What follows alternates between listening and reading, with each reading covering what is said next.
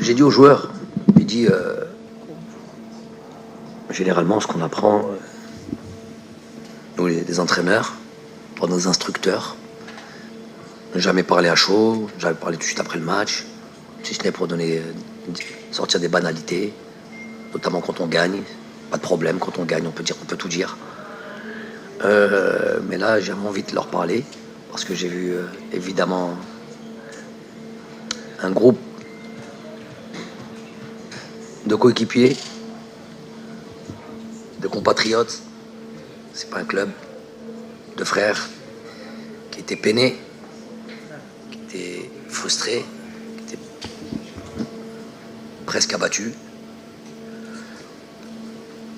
Et je leur ai dit que, effectivement, je suis encore plus peiné pour eux, pour notre pays. Un, de par les efforts qu'ils produisent et la non-récompense. Deux, du fait qu'ils soient inévitablement, incontournablement, de par les résultats, dans le doute.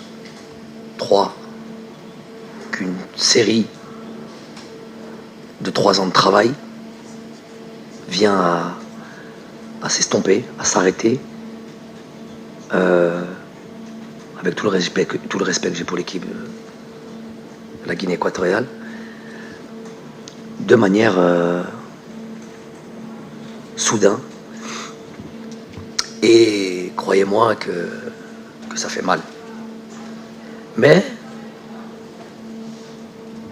si véritablement, et on l'est, je sais que voilà, le monde va s'abattre sur nous, pas de souci là-dessus. J'en prends très largement la responsabilité, je les ai très tranquillisés là-dessus, que nous, ce qui devait nous importer, et ça qui m'intéresse, c'est juste dans notre vestiaire et dans notre groupe, de croire absolument. C'est vrai que c'est l'Everest, pas de par la qualité incroyable, indéniable de la Côte d'Ivoire. Certes, c'est une grande équipe, c'était une grosse nation du football avec de grandes individualités. Mais c'est pas ça c'est pas ça qui fait qu'on a l'impression que soit insurmontable. C'est une autre situation à nous. Le fait de rentrer dans ce tournoi après 2 matchs, avoir un point, le fait de fournir des efforts et ne pas les concrétiser, le fait, vous savez que marquer un but, on pourrait parler, ça change une vie. Ça change une vie, ça change la physionomie carrément d'un match. Un but fait que vous pouvez terminer en 3-4-0 et vous dites oh, le match était facile aujourd'hui. Mais il s'avère qu'on ne marque pas. Donc ça devient des matchs difficiles, éreintants, psychologiquement, physiquement. Et ça peut. Et le doute qui peut s'installer. Donc moi je leur ai dit, moi je crois, moi tant que je ne suis pas mort, hein, c'est évidemment une image. Tant que je suis pas mort, il y a de l'espoir. Et